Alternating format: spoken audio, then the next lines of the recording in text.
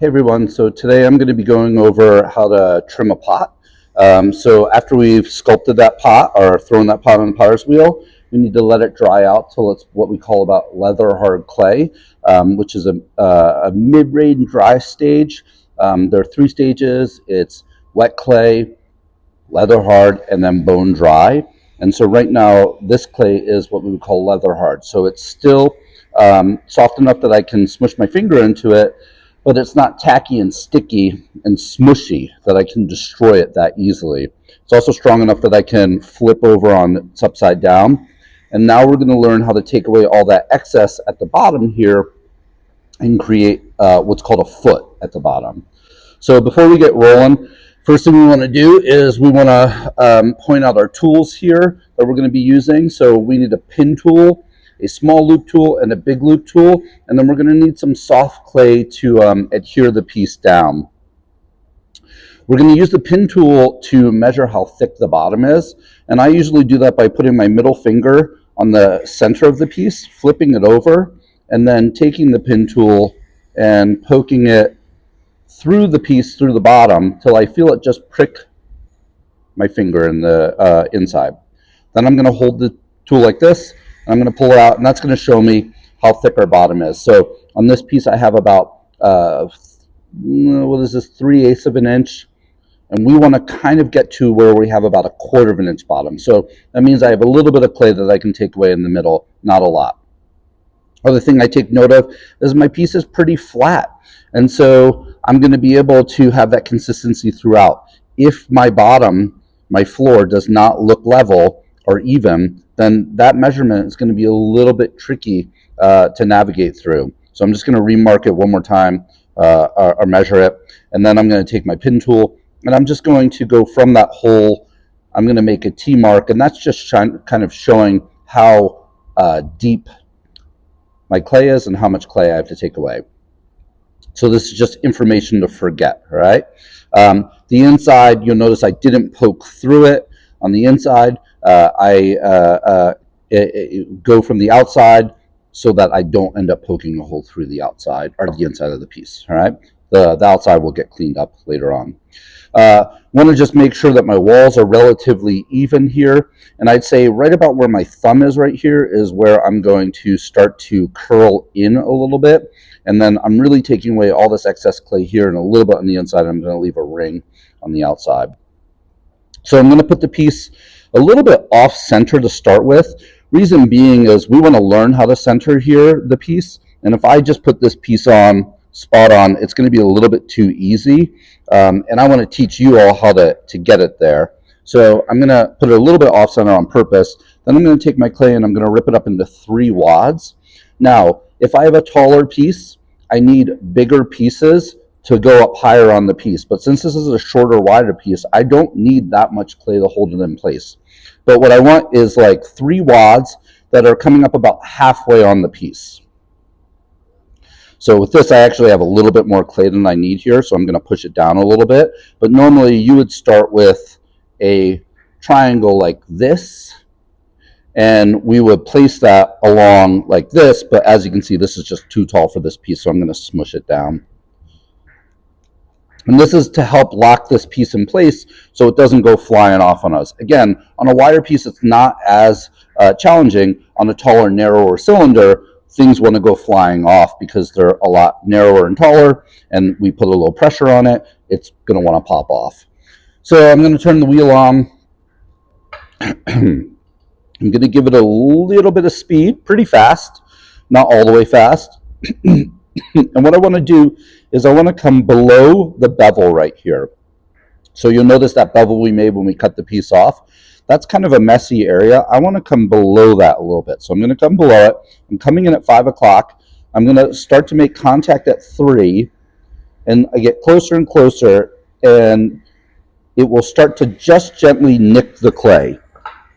So it might be a little bit hard to see on camera, but it is nicking the clay from about here to here, all right? So what that means is that as it's hitting the clay, my tool is getting closer and closer to it, If that's the first place it's hitting, that means it's farthest off that direction. So I just use that arc right there. I find the center of that, and I am too far that direction. So I need to now pull it towards me a little bit. So I'm going to open up the wads of clay, and I'm going to just gently move it ever so slightly towards me. And this is micro movements every time you do this. But what's really important is when I go to apply these pieces of clay around it back on, I want to hold the piece really, really well, and I want to bring the clay up to it. What I don't want to do is just push like that, because it's just going to slide everything off, and all the work you did is for nothing. And then I'm going to erase that, and I'm just going to repeat.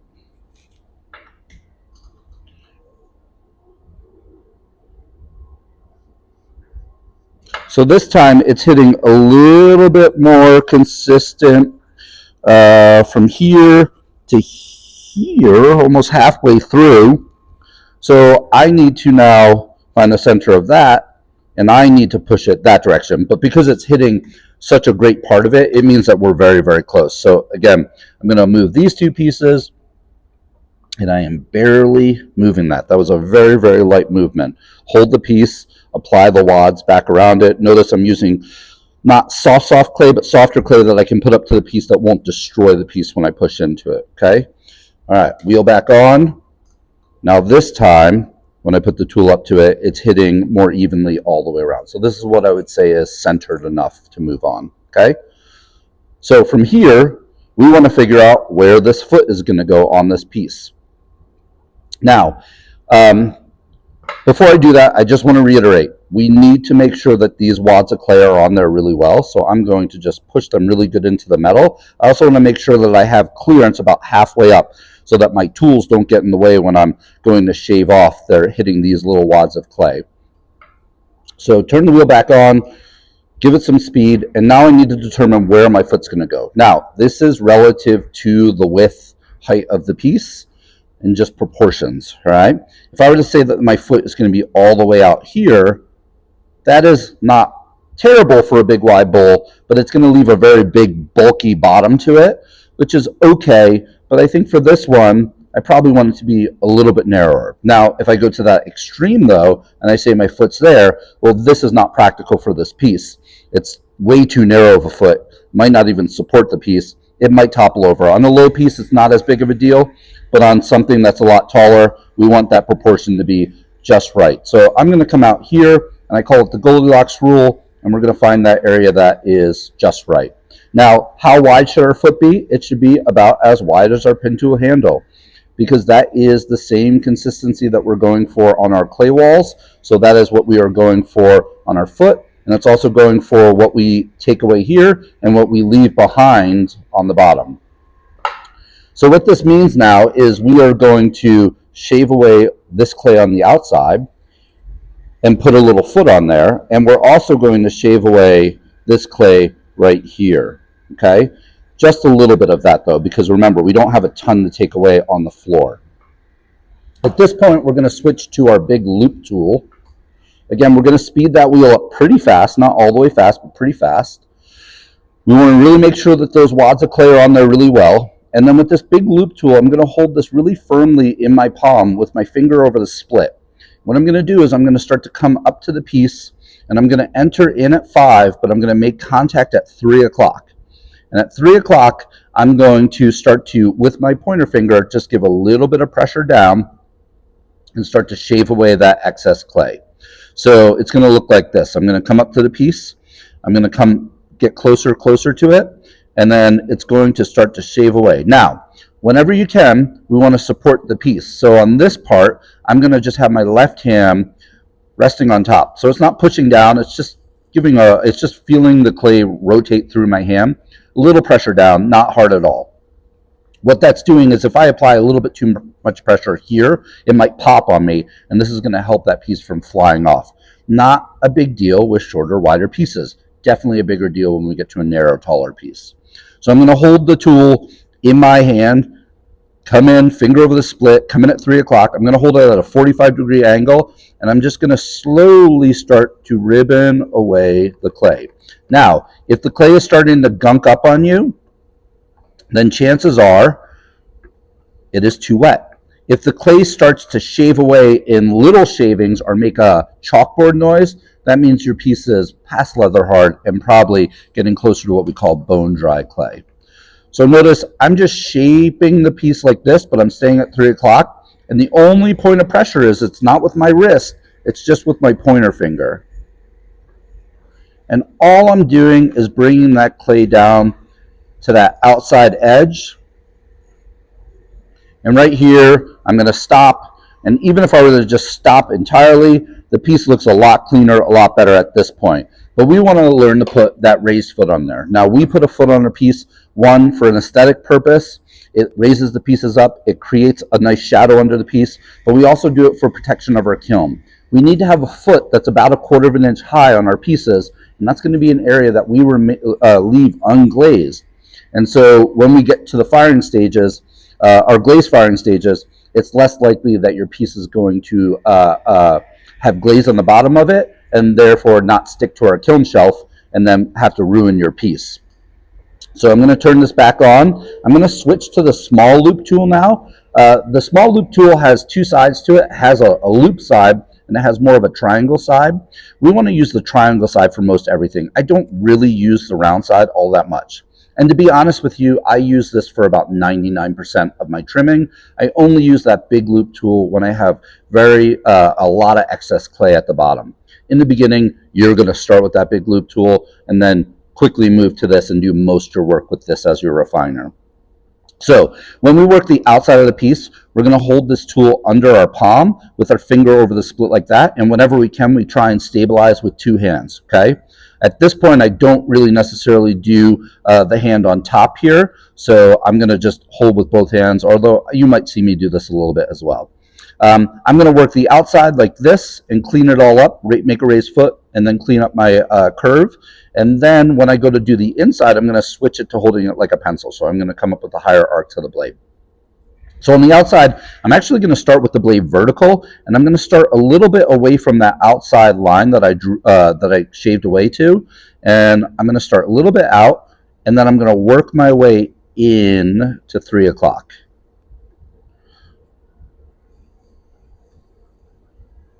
So now I've made that foot, but in doing so, I created this ugly little edge right here. So what I'm going to do is, instead of going like this anymore, I'm going to change my angle to 45 degrees, and then I'm going to just come in here and start to trim this away and bring that clay down, or bring that tool down on the clay and start to shape it in. What's really important here is I'm hitting this with the center of the blade and not the edge of the blade. If I start to do the edge of the blade, I'm going to gouge the clay like that, which could lead to really cool texture. But ultimately, we want to try and create a nice smooth surface first, and then we can come in and we can texture things. Now, this is really the point where it's really important that I don't have my clay wads up too high, because otherwise this tool is going to hit into them and it's going to bounce and cause a lot of problems. So that's why I say you only want to trim about 1/4 of the piece, but you only want the clay wads around it about halfway up so that your tool has room to move. And so I'm just coming in here, I'm finessing that curve to make that look like a nice smooth transition. That looks pretty good on the outside. There's a little bit of cleanup left to do. So now I'm going to switch to the inside. So I'm going to switch to holding the tool like a pencil. And what we do here that's a little different from other studios is, one, we make sure that you mark where that inside foot is going to go so you know where you're trimming to. But also, we, instead of starting in the middle and working our way out, we teach you to start in the corner here, carve that out, and then we're going to start in the middle and work our way out. And we're less likely to hack our foot off that way. A lot of times I see people do this when they come from other studios, is they start to trim across this way and they just cut their foot off, all right? So I'm going to start here, and I'm going to just drill straight down. At 3 o'clock, I'm just pushing straight down. At a slight little taper and angle of the piece, and I'm just taking a little bit away there. Now I have that foot made. What I'm not mentioning, though, is I'm constantly cleaning the blade. You want to make sure you're constantly cleaning the blade off, making sure there's no schmutz here in your way. You can either pick it up like that, or you can just blow on it, and it should go away, all right? Again, if it's wet, it's going to stick a little bit, so that's going to make it a little bit trickier. So now my foot is pretty much done. There's a little bit of cleanup I need to do still, but now I need to start to work this clay out here. This is where I'm going to reference that depth. I only want to take just a little bit of that away because I want my piece to remain about 1/4 of an inch thick. So it's really important that I just take a little bit away here. But I am going to lose that mark in just a second because now I'm going to start in the middle and I'm going to start to shave and I'm going to start to come off to 3 o'clock. I'm going to start in the middle and then work my way to 3 o'clock. And then, see, clean all this up, clean my blade up, get all this schmutz out of the way. And then I might repeat that because I can take a little bit more away.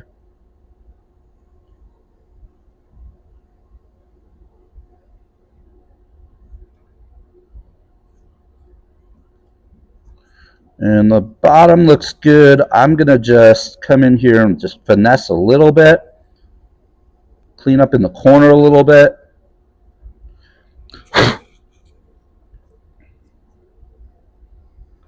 And then the only thing I need left to do is clean up this little edge that I created from making the foot. So the clay came up a little bit here and here. What we don't want to do though is have the tool like this, because if we hit any little bump, we're going to bounce and we're going to cut that foot off. So instead, I'm going to start with that blade vertical here, and I'm going to just round it over. And I'm just going to, I might do that a few times. Just round it over a little bit. Then I'm going to start on the inside, and I'm going to do the same thing. I'm just going to round it over.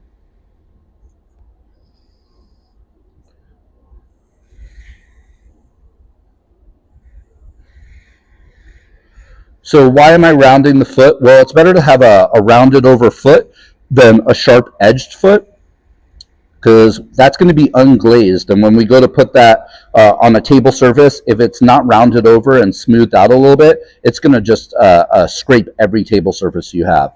So I'm going to then just come back here and clean this up a little bit again. And then it's just a little bit of back and forth and refinement. Not a lot, just trying to clean things up a little bit. I can even take sometimes the back of a tool and just burnish things a little bit to get it a little bit more polished, softer, rounded. And then we stop the wheel, and we should have a pretty nice, ideally 1/4 inch foot on the piece. And that's going to change the contour of our bowl and create a really nice shadow under the piece to raise the piece up. So that is trimming. Once we're done with trimming, what you're going to want to do is go get a pin tool and write your name on the bottom of it. I have stamps that I can just stamp on, and these are pretty popular. You can order these online. So this one says out of step clay. This one has my name on it. As long as we don't want to add anything else to this, this piece is what we would call greenware, and it would go over on the greenware shelves to go into our kiln. Once it's bone dry, I'll stick it in the kiln, or Katie will stick it in the kiln, we'll fire it up, and then it will come out as bisqueware that we will then learn how to glaze. If we need to learn how to put a handle on something, not this bowl obviously, we want to do that before, or probably right away, before it gets to the greenware shelf. All right, guys, thanks for watching. That is trimming bowls, or trimming anything for that matter.